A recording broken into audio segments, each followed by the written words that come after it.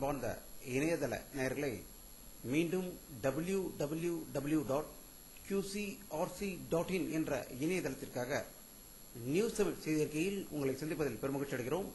இன்று 28 ஜூலை 2009க்கான முக்கிய செய்திகளை தற்போது பார்க்கலாம்.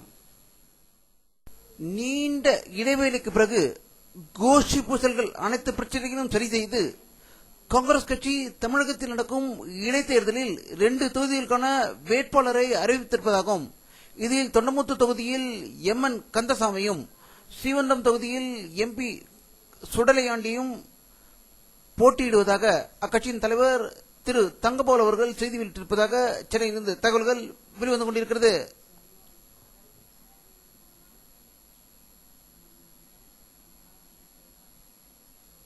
தமிழகத்தின் பிரதான எதிர்க்கட்சியான அஇஅதிமுக தேர்தலை புறக்கணித்துள்ளதால் தமிழ்நாட்டில் இடைத்தேர்தல் நடத்துவதை தவிர்க்க வேண்டும் என்றும், திமுக காங்கிரஸ் வெற்றி பெற்றதாக அறிவித்து தமிழக மக்களின் வரிப்பணத்தை சேமிக்க வேண்டும் என்று தமிழக எதிர்க்கட்சி தலைவரும் அதிமுக பொதுச்செயலாளருமான செல்வி ஜெயலலிதா அவர்கள் தேர்தல் கமிஷனுக்கு அறிவுரை வழங்கியுள்ளதாக சென்னையிலிருந்து தகவல்கள் வெளிவந்து கொண்டிருக்கிறது.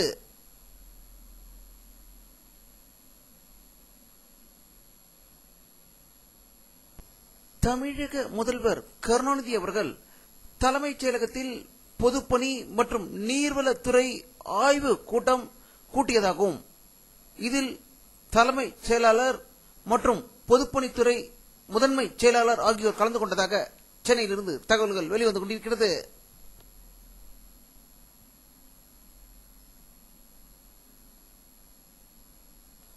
தமிழக முதல்வர் கட்டுப்பாட்டில் இருக்கும் உள்துறைக்கு சென்னை உயர்நீதிமன்றம் மீண்டும் ஒரு சவுக்கடி கொடுத்திருக்கிறது என்று கூறினால் அது மிகையாகாது.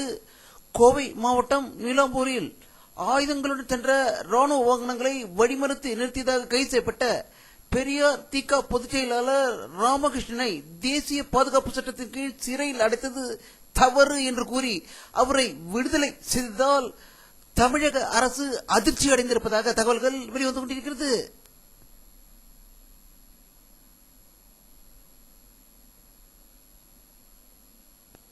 சிவகாசி அடுத்த பள்ளப்பட்டி ரோட்டில் தனியாருக்கு சொந்தமான பட்டாசு ஆலையில் இன்று ஏற்பட்ட பயங்கர வெடி விபத்தில் 3 பேர் உடல் கருகி உயிர் இழந்ததாகவும், கடந்த 2 மாதங்களில் 6வது முறையாக பட்டாசு தொழிற்சாலைகளில் ஏற்படும் பயங்கர விபத்து என்பது குறிப்பிடத்தக்கது.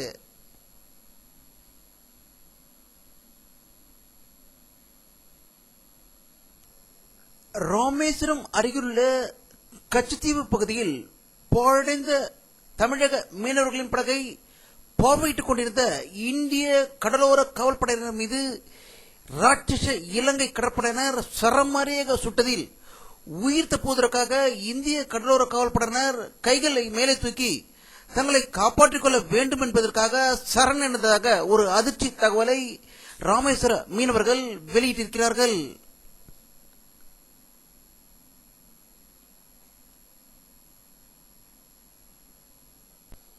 காஷ்மீர் எதிர்க்கட்சியினர் தன் மீது செக்ஸ் குற்றச்சாட்டு கூறியதால் காஷ்மீர் முதல் மந்திரி உமர் அப்துல்லா தனது பதவி ராஜினாமா செய்ததாகவும், ராஜினாமா கடிதத்தை கவர்னரிடம் கொடுத்தபோது கவர்னர் அதை நிராகரித்ததாக ஸ்ரீநகரில் இருந்து செய்திகள் வெளிவந்து கொண்டிருக்கிறது.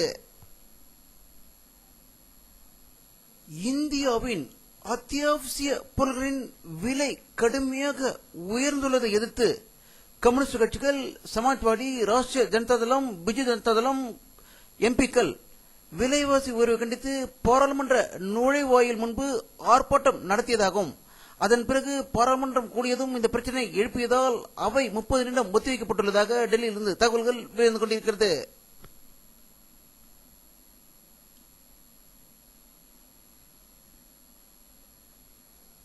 டெல்லி மெட்ரோ ரயில் திட்டத்தின் பணிகள் நடக்கும்போது 10க்கும் மேற்பட்டோர் இறந்த சம்பவத்துக்கும் அதில் இருக்கும் பல தூண்களில் விரிசல் ஏற்பட்டதை எதிர்த்து பாராளுமன்றத்தில் எதிர்க்கட்சியினர் கேள்வி எழுப்பிய போது மத்திய நகர்ப்புற வளர்ச்சித்துறை மந்திரி திரு ஜெய்பால் ரெட்டி அவர்கள் மெட்ரோ ரயில் திட்ட பணிகளை மேற்கொள்ள கான்ட்ராக்ட் எடுத்திருக்கும் கமான் இந்தியா நிறுவனம் கருப்பு பட்டியல் வைக்கப்பட்டு உள்ளது என்றும் இந்த நிறுவனத்திற்கு 2 ஆண்டுகள் தடை செய்ய உத்தரவு பிறப்பிக்க இருப்பதாக டெல்லியிலிருந்து தகவல்கள் வெளிவந்து கொண்டிருக்கிறது.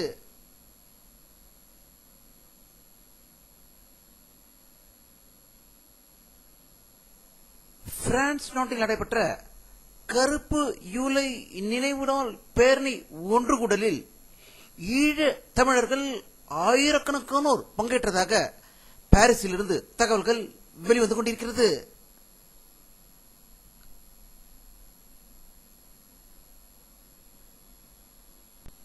நைஜீரிய நாட்டில் அரசு படைக்கும் முஸ்லிம் தீவிரவாதிகளுக்கும் இடையே ஏற்பட்ட பயங்கர மோதலில் நேற்று 50 பேர் உயிர் இழந்ததாக தகவல்கள் வந்த நிலையில் இன்று அது 150ஐ தாண்டிவிட்டதாக ஒரு அதிர்ச்சி தகவல் வட நைஜீரியாவிலிருந்து வந்து கொண்டிருக்கிறது.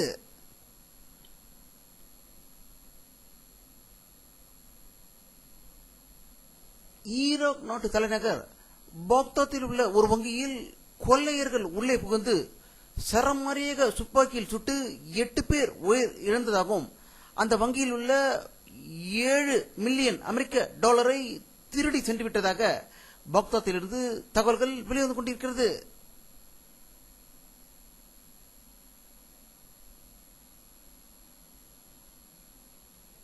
கியூபா நாட்டுக்கு அருகில் உள்ள துருக்ஸ் கயுஸ்கோ என்ற ஒரு தீவில் அட்லாண்டிக் கடலில் பயணிகளை கப்பலில் ஏற்றி சென்ற போது கப்பல் நிலை தருமாறி கவிழ்ந்ததாகவும் இதில் பயணம் செய்த 220 பேரில் 120 பேர் மீட்கப்பட்டதாகவும் 100 பேரை காணவில்லை என்று துருக்ஸ் தீவிலிருந்து செய்திகள் வெளிவந்து கொண்டிருக்கிறது.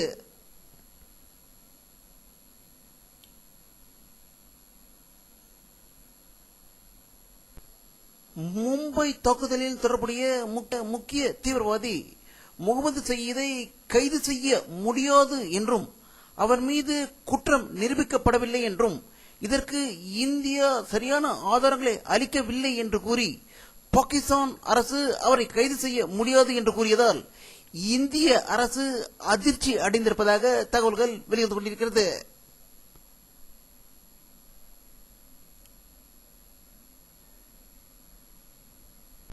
இந்தியாவின் தலைநகரான புதுடெல்லியில் 15 மணி நேரம் பலத்த மழை பெய்து வந்ததால் 11 பேர் பலியானதாகவும் ரோடில் வெள்ளம் ஓடுவதாகவும் போக்குவரத்து கடுமையாக பாதிக்கப்பட்டுள்ளதாக புதுடெல்லியிலிருந்து தகவல்கள் வெளிவந்து கொண்டிருக்கிறது.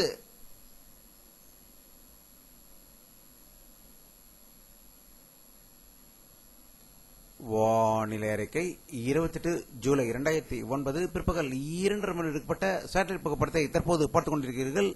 தமிழகத்தில் ஒரு சில இடங்களே மேகமூட்டங்கள் காணப்படுகின்றன. சென்னைக்கு அருகிலும் லேசான மேகமூட்டங்கள் உள்ளதால் இரவு நேரங்களில் தூறல் பெய்வதற்கான வாய்ப்புகள் இந்த படத்தின் மூலம் தென்படுகிறது.